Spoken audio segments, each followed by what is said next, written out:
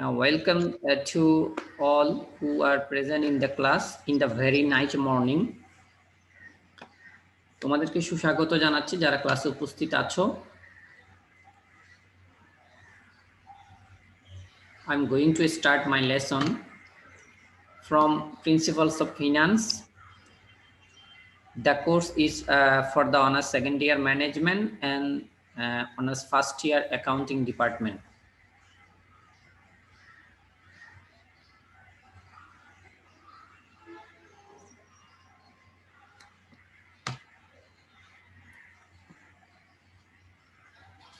Today I will start from chapter 6 for accounting department and chapter 5 for management. Chapter title Risk and Return. I have discussed from this chapter before. In the previous class I have discussed about beta, CAPM, capital asset pricing model, and security market line. আমি গত ক্লাসে তোমাদের beta নিয়ে আলোচনা করেছি, যেটা নিয়মানুগ ঝুঁকি, যেটাকে বলা হয় সিস্টেমেটিক রিস্ক। এরপরে আলোচনা করেছি আমি তোমার CAPM, capital asset pricing model নিয়ে আলোচনা করেছি। এরপরে আমি সিকিউরিটি মার্কেট লাইন বা স্টক মার্কেট লাইন নিয়ে আলোচনা করেছি। যদিও স্টক মার্কেট লাইন বিস্তারিত আলোচনা করতে পারিনি, মানে শুরু করেছিলাম স্টক মার্কেট লাইন নিয়ে আলোচনা। আমি আজকে তোমাদের বিস্তারিত স্টক মার্কেট লাইন নিয়ে বিস্তারিত আলোচনা করার চেষ্টা করব। পাশাপাশি আমি আজকে ক্যাপিটাল মার্কেট লাইনটাও তোমাদের দেখাবো। আজকের মূল আলোচনা হচ্ছে আমাদের security market line and capital market line. Today I will try to discuss the main two topics, security market line and capital market line. Security market line and capital market line. Pay attention in the class. If any question, you can ask me after the discussion of my class. Security market line, security market line আমরা বলছি। এখানে একটু দেখো যে security market line is an investment evaluation tool. গত ক্লাসে আলোচনা করেছি এটা, যে the security market line is an investment evaluation tool derived from the CAPM. এই সিকিউরিটি মার্কেট লাইনটা মূলত কি বলা হচ্ছে, যে কোত্থেকে আসছে, এটা একটা মূল্যায়নের একটা পদ্ধতি, যেটা CAPM থেকে আসছে। কেমন?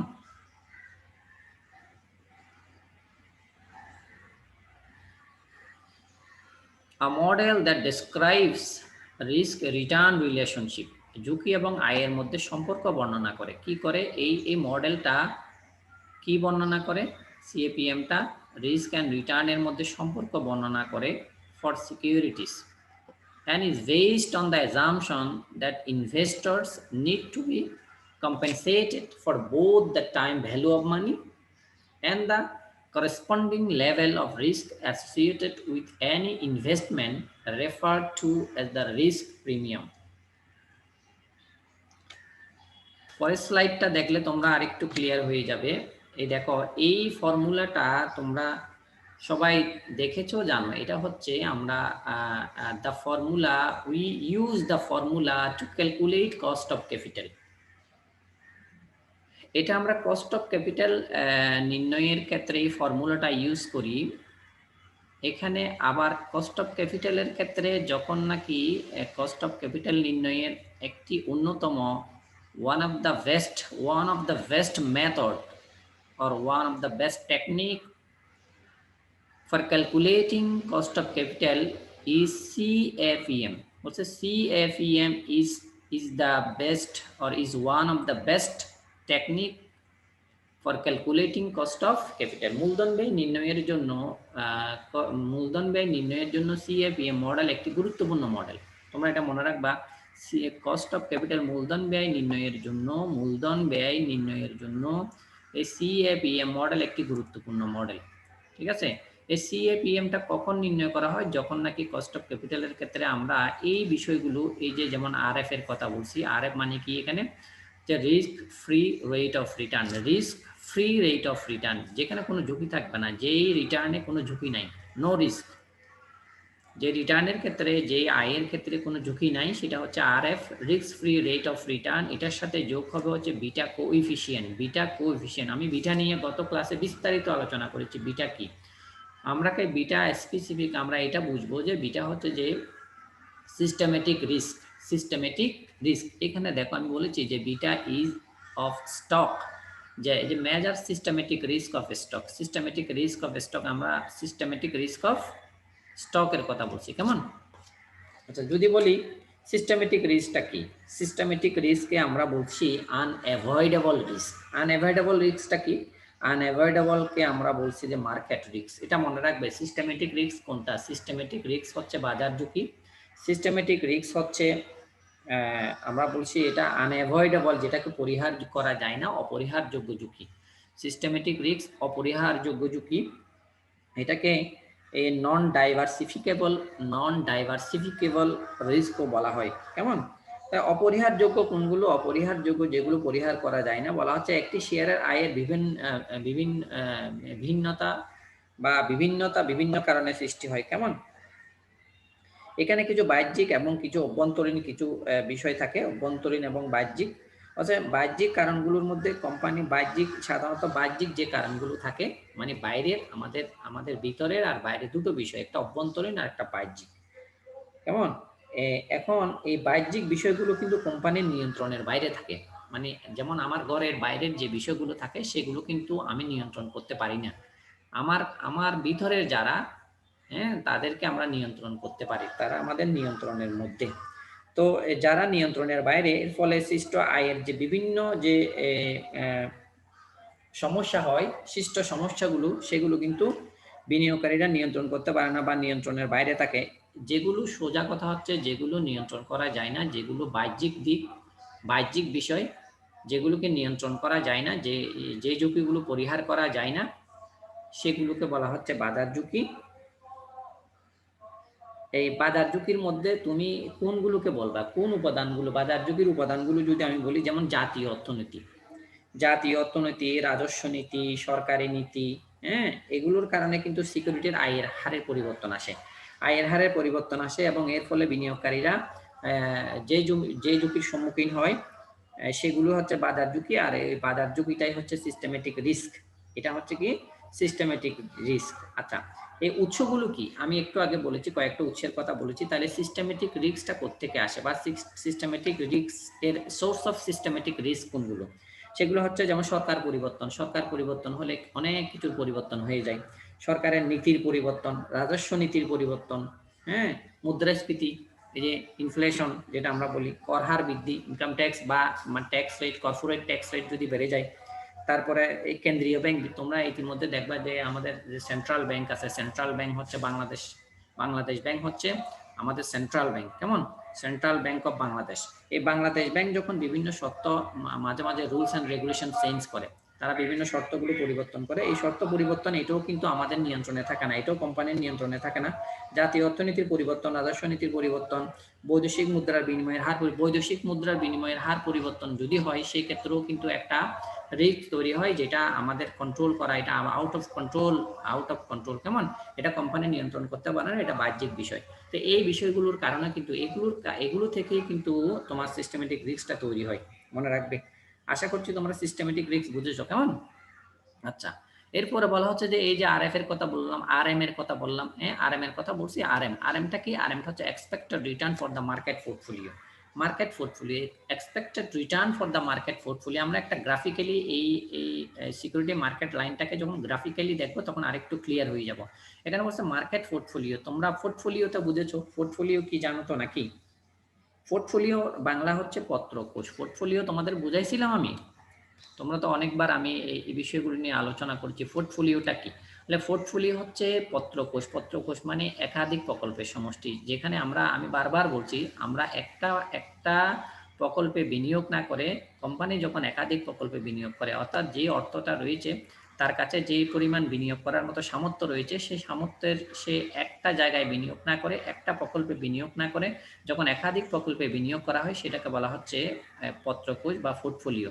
বলা হচ্ছে আমি বাজার থেকে ডিম আনলাম, যে ডিম সবগুলো ডিম যদি আমি একটা ঝুড়িতে রাখি, সেক্ষেত্রে সেই ঝুড়িটা যদি পড়ে যায়, তাহলে আমার সব ডিমগুলো ভেঙে যাওয়ার সম্ভাবনা আছে। যদি আমি এই ডিমগুলোকে যদি 5টা ঝুড়িতে বা 3টা ঝুড়িতে নিই, তাহলে একটা ঝুড়ি পড়ে গেল আর 2টো ঝুড়ির ডিমগুলো কি হবে? ভালো থাকবে। এটা হচ্ছে পত্রকোষ, এটাকে আমরা বলি পোর্টফোলিও। কেমন? তাহলে এই যে ফর্মুলাটা, এই ফর্মুলাটা নিয়ে তাহলে আরেকটু বিস্তারিত বললাম আজকে। আরেকটু দেখি আমরা এই সিকিউরিটি মার্কেট লাইনটা আমরা কোথায় ব্যবহার করি। তারা সিকিউরিটি মার্কেট লাইন ব্যবহার করার আগে আমরা সিকিউরিটি মার্কেট লাইন সম্পর্কে আরো কিছু জেনে নিতে পারি, যে এটাকে কি বলা হচ্ছে, সিকিউরিটি মার্কেট লাইনটা কি একটু একদম ক্লিয়ার করে দিচ্ছি তোমাদেরকে। The security market line SML, যেটাকে আমরা সংক্ষেপে বলছি SML, security market line is a line drawn on a chart that serves as a graphical representation of the capital asset pricing model. এটা হচ্ছে CAPM মডেলের CAPM এর একটি রৈখিক উপস্থাপনা হচ্ছে SML। সহজ বিষয় বলা হচ্ছে কি, CAPM হচ্ছে কিসের রৈখিক উপস্থাপনা? SML হলো CAPM এর রৈখিক উপস্থাপনা। সেটা clear?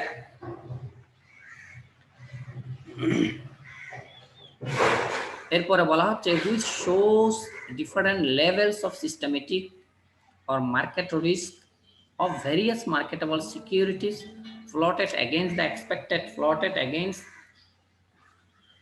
the expected return of the entire market at any given time.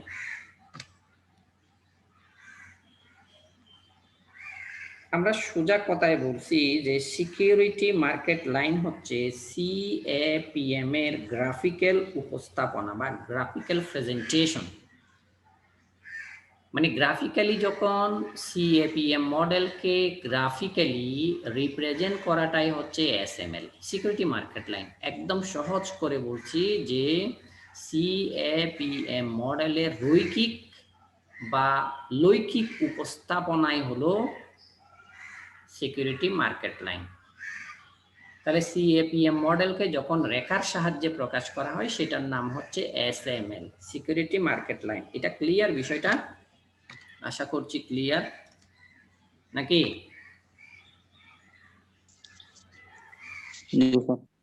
আচ্ছা, সিকিউরিটি মার্কেট লাইন বুঝছো তো? সিকিউরিটি মার্কেট লাইন হচ্ছে জাস্ট CAPM মডেলের একটা রৈখিক উপস্থাপনা। মানে যখন CAPM মডেলকে যখন আমরা রেখাচিত্রের সাহায্যে প্রকাশ করি, সেটার নাম হচ্ছে সিকিউরিটি মার্কেট লাইন। যদি বলি এখন CAPM মডেলটা কি, দেখো CAPM মডেলের বক্তব্য একদম সহজ, একটু আগেও বলেছি। CAPM মডেল কি নিয়ে কাজ করে দেখো, এটা রিটার্ন এবং সম্পদের মূল্য নির্ণয়ে। আমি একটু আগেও বলেছি যে কস্ট অফ ক্যাপিটাল, মানে মূলধনের ব্যয় নির্ণয় করার একটি গুরুত্বপূর্ণ মডেল হচ্ছে CAPM। আরেকটু যদি বলি, দেখো এই সকল আর্থিক সম্পদের ঝুঁকি এবং আয়, এই দুটোটা বিবেচনা করে কে? CAPM। ঝুঁকি কত, আয় কত, ঝুঁকি এবং আয় বিবেচনা করে ওই নির্দিষ্ট সম্পদটার রিটার্ন এবং মূল্য, ওই নির্দিষ্ট সম্পদের মূল্য কত এবং ওই সম্পদ থেকে কত রিটার্ন আসবে, এটা মূল্যায়নের একটা পদ্ধতি হলো CAPM। আশা করছি ক্লিয়ার। আমি বলছি যে একটি বা মোট বা সকল যে আর্থিক সম্পদগুলো আছে, সকল আর্থিক সম্পদের ঝুঁকি এবং আয়, একটা আর্থিক সম্পদ থেকে আর্থিক সম্পদের ঝুঁকি কত, সেখান থেকে কত আয় হবে, সেগুলো বিচার বিবেচনা করে ওই নির্দিষ্ট সম্পদের থেকে কত রিটার্ন আসবে এবং সেটার মূল্য কত হবে, সেটা নির্ধারণের যে কৌশল বা পদ্ধতি, এটার নাম হচ্ছে CAPM। এই আমি তোমাদেরকে এটা একটু দেখাচ্ছি। দেখো এখন আমরা চলে আসছি যে এটা হচ্ছে সিকিউরিটি মার্কেট লাইন। এই CAPM বলেছি। এই যে ক্যাপিটাল অ্যাসেট প্রাইসিং মডেল বলার মানে কি, ক্যাপিটাল অ্যাসেট প্রাইসিং মডেলকে যখন আমরা গ্রাফিক্যালি রিপ্রেজেন্ট করি, সেটাকে বলি আমরা SML, সিকিউরিটি মার্কেট লাইন। এই সিকিউরিটি মার্কেট লাইনের গ্রাফিক্যাল প্রেজেন্টেশন হলো এটা। সিকিউরিটি মার্কেট লাইনকে কিভাবে, এটাকে আমরা বলছি, এটা হচ্ছে OY অ্যাক্সিস, এটা OX OY, কেমন?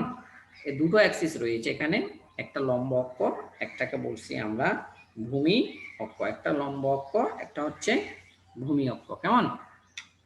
আচ্ছা, এখানে দেখো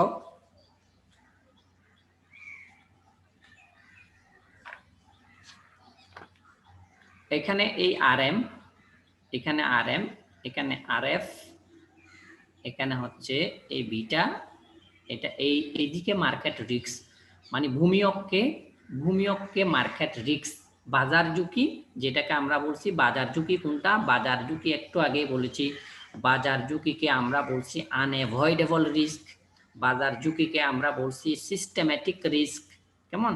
এই বাজার ঝুঁকিকে আমরা বলছি বিটা। সিস্টেমেটিক রিস্ককে প্রকাশ করার যেই সিম্বল, সেটার নাম হচ্ছে বিটা। আমি বারবার বলছি কথাটা, সিস্টেমেটিক রিস্ককে আমরা বিটা দ্বারা প্রকাশ করি। অর্থাৎ সিস্টেমেটিক রিস্কের অনেকগুলো নামের কথা বলেছি। মার্কেট রিস্ক, যেটাকে অপরিহারযোগ্য ঝুঁকি বলা হয়, যে ঝুঁকিটা পরিহার করা যায় না, যেটা হচ্ছে এক্সটার্নাল রিস্ক, যেটা বাইরের ঝুঁকি, কেমন? এই ঝুঁকিটাকে আমরা বিটা দ্বারা প্রকাশ করি। তাহলে এই সিকিউরিটি মার্কেট লাইনের যে গ্রাফিক্যাল রিপ্রেজেন্টেশন আছে, গ্রাফিক্যাল উপস্থাপনা আছে, সেটার ভূমি অক্ষে আমরা মার্কেট রিস্ক দিয়ে থাকি, আর লম্ব অক্ষে এক্সপেক্টেড রিটার্ন দিয়ে থাকি। অর্থাৎ এদিকে ঝুঁকি, এদিকে আয়, এক্সপেক্টেড রিটার্ন, প্রত্যাশিত আয়ের হার, যেটাকে আমরা আয় বলি নাই, প্রত্যাশিত আয়। আর প্রত্যাশিত আয়ের হারের মধ্যে পার্থক্য হচ্ছে, প্রত্যাশিত আয় টাকায় পরিমাপ করা হয়, আর এক্সপেক্টেড রিটার্ন যখন পার্সেন্টেজ থাকবে, রেট অফ এক্সপেক্টেড রিটার্ন, তখন এটা শতকরায় আসবে, কেমন? পার্সেন্টেজ আসবে, এখানে পার্সেন্ট দেওয়া আছে। তাহলে এটা কিন্তু সংখ্যায় থাকবে, এই বিটা কিন্তু সংখ্যায় থাকে। এই এক্সপেক্টেড রিটার্ন দেখো, আমরা আরো গ্রাফ দেখবো। এখানে RM, এটা RF, রিস্ক ফ্রি, এই জায়গায় কোনো রিস্ক নাই। আমরা আরেকটু দেখাই, দেখো এখানে এটা এই পোর্টফোলিওর কথা বলছিলাম, এটা মার্কেট পোর্টফোলিও, আর এই জায়গাটাকে আমরা বলছি রিস্ক প্রিমিয়াম, আর এই লাইনটার নাম হচ্ছে সিকিউরিটি বা স্টক মার্কেট লাইন। এই লাইনটা হচ্ছে স্টক মার্কেট লাইন। আরেকটা গ্রাফ দেখাই তোমাদের, এই দেখো এখানে, এই যে এটাকে বললাম যে আমি তোমাদের বিষয়টা একটু ক্লিয়ার করে দিই। তোমরা ব্রেক ইভেন পয়েন্টের যে চার্টটা ছিল, ব্রেক ইভেন পয়েন্ট, সমচ্ছেদ বিন্দু এই বিশ্লেষণ বা ব্রেক ইভেন পয়েন্ট অ্যানালাইসিস যে চার্ট আছে, অর্থাৎ ব্রেক ইভেন পয়েন্টের যে চার্টটা রয়েছে, সেই চার্টটা তোমরা নিশ্চয়ই দেখেছো। সেটা আমিও অনেকগুলো ক্লাস নিয়েছি ওটার উপরে। তোমরা যদিও ওর ব্যাপারে যদি কারো কোনো কনফিউশন থাকে, ব্রেক ইভেন চার্ট নিয়ে কোনো যদি মানে সন্দিহান থাকে কোনো জায়গায়, সেটা তোমরা আমার পেজে এবং ইউটিউবে এই সংক্রান্ত 3টা ক্লাস সম্ভবত আছে, ওই ক্লাসগুলো দেখে নিতে পারো। সেখানে সুন্দরভাবে আমি গ্রাফিক্যালি উপস্থাপন করার চেষ্টা করেছি, কোন রেখাটা কি, কোন পয়েন্টটা কি। যেমন এখানেও আমি দেখাচ্ছি, দেখো এই RF, ওইখানে একটু ওটার সাথে আমি ব্যালেন্স করছি, এই জন্য ওখানে যেমন ফিক্সড কস্ট কার্ভ, মানে স্থির ব্যয় রেখা, এই রেখাটাকে স্থির ব্যয় রেখা বলি আমরা। স্থির ব্যয় রেখা কেন বলি? যে এই স্থির ব্যয় কোনটাকে বলা? স্থির ব্যয় হচ্ছে যে যখন প্রতিষ্ঠানের উৎপাদন বাড়ুক বা কমুক, উৎপাদনের একক বাড়লেও ওই ব্যয়টা নির্দিষ্ট থাকে, উৎপাদনের একক কমলেও যে ব্যয়টা নির্দিষ্ট থাকে। অর্থাৎ প্রতিষ্ঠানে উৎপাদন বা বিক্রয় বাড়ুক বা কমুক, বিক্রয়ের একক পরিবর্তন হলেও যে ব্যয়ের কোনো পরিবর্তন হয় না, সেটার নাম হচ্ছে স্থির ব্যয়। এই স্থির ব্যয় রেখা এরকম। এখানেও বলা হচ্ছে এটা রিস্ক ফ্রি রিটার্ন। এই রিটার্ন এই পর্যন্ত কোনো ঝুঁকি নাই, এই পর্যন্ত বিনিয়োগ করলে কোনো ঝুঁকি নাই, কেমন? এই রিটার্ন, এই রিটার্নটা, অর্থাৎ এখানে যদি বলি আমি 5 লক্ষ টাকা বা 50,000 টাকা পর্যন্ত রিটার্নের ক্ষেত্রে নো রিস্ক ফ্রি রিটার্ন। এরপরে আসতেছে রিস্ক প্রিমিয়ামের কথা। রিস্ক প্রিমিয়াম কেন? এই রিস্ক প্রিমিয়ামটা আমরা বলছি, রিস্ক প্রিমিয়াম ওই যে ভেরিয়েবল কস্ট দেখেছো না তোমরা? ভেরিয়েবল কস্টের ধারণাটা কেমন ছিল? ভেরিয়েবল কস্ট হচ্ছে তোমার এই যে স্থির ব্যয় থেকে প্রতি একক পরিবর্তন বা বিক্রয়ের একক পরিবর্তনের সাথে সাথে যে ব্যয়ের পরিবর্তন হয়, সেটার নাম হচ্ছে পরিবর্তনশীল ব্যয় বা ভেরিয়েবল কস্ট। এখানে রিস্ক প্রিমিয়ামের কথা বলছি আমি। রিস্ক প্রিমিয়াম মানে ঝুঁকির প্রিমিয়াম। বলা হচ্ছে ঝুঁকি গ্রহণের জন্য অতিরিক্ত আয়কে ঝুঁকির প্রিমিয়াম বলে। মানে তুমি এখানে যত রিস্ক নিবা, এই জায়গা থেকে রিস্ক শুরু, এই রিস্ক এখান থেকে স্টার্ট, এই পর্যন্ত হচ্ছে রিস্ক ফ্রি, এরপরে হচ্ছে রিস্ক স্টার্ট হয়েছে, এই রিস্ক স্টার্ট, যত রিস্ক তুমি যত উপরের দিকে যাবে তোমার এই এই এই যে এই রেখাটা যেটাকে আমরা এসএমএল বলছি, এই রেখাটা যত উপরের দিকে যাবে তত তোমার রিস্ক বাড়বে, আর রিস্ক বাড়ার সাথে সাথে তোমার কি হবে, অতিরিক্ত আয় হবে। হচ্ছে ঝুঁকি গ্রহণের সাথে সাথে বা ঝুঁকি গ্রহণের জন্য অতিরিক্ত আয়কে ঝুঁকির প্রিমিয়াম বলে। ঝুঁকির প্রিমিয়াম কাকে বলছি আমরা? Risk premium. কি রিস্ক প্রিমিয়াম? হচ্ছে আমি ঝুঁকি নেওয়ার সাথে সাথে বা ঝুঁকি গ্রহণের সাথে সাথে বা ঝুঁকি গ্রহণের জন্য অতিরিক্ত যে আয় হচ্ছে আমার, অতিরিক্ত যে আয় হচ্ছে সেটার নাম হচ্ছে ঝুঁকির প্রিমিয়াম বা রিস্ক প্রিমিয়াম। তাহলে এটাকে আমরা বলছি এই জায়গা পুরোটা হচ্ছে রিস্ক প্রিমিয়াম, এই পুরো জায়গাটা আমি রিস্ক নিচ্ছি আর আমার আয়ও বাড়ছে। এটাকে বলছি কি আরএম, এই জায়গা পর্যন্ত এটাকে আমরা বলছি RM, return on market portfolio. এই জায়গায় রিটার্ন অন মার্কেট পোর্টফোলিও, কেমন মার্কেট রিটার্ন বলা হচ্ছে বাজারের সকল সিকিউরিটির গড় আয়ের হার।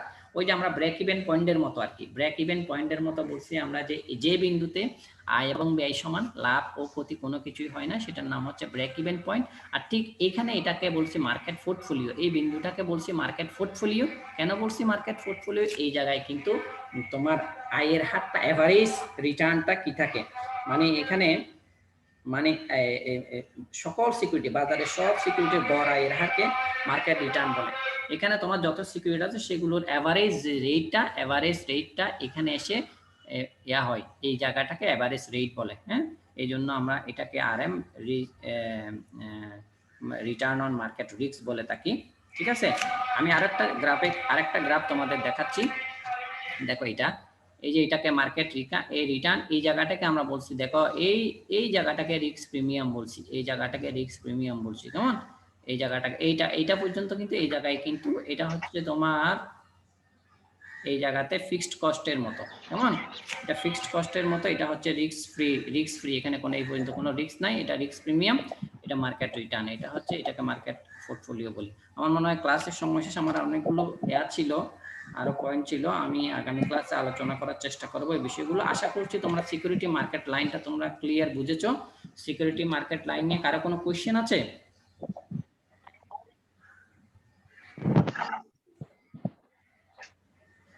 সিকিউরিটি মার্কেট লাইন নিয়ে কারো কোনো প্রশ্ন আছে কিনা? সিকিউরিটি মার্কেট লাইন নিয়ে স্যার আপনার রিস্ক প্রিমিয়ামটা আবার একটু করে বললে ভালো হবে স্যার। রিস্ক প্রিমিয়াম হচ্ছে এই জায়গা পর্যন্ত, একটু দেখো এই জায়গা পর্যন্ত রিস্ক ফ্রি, এখানে রিটার্ন এই জায়গা পর্যন্ত রিস্ক ফ্রি, কোনো রিস্ক নাই।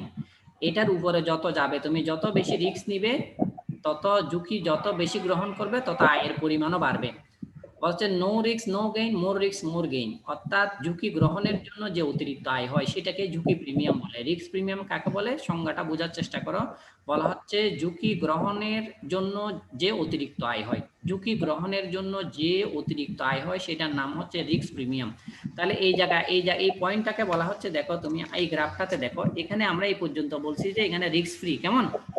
এই জায়গাটাকে বলছি রিস্ক ফ্রি বলছি না?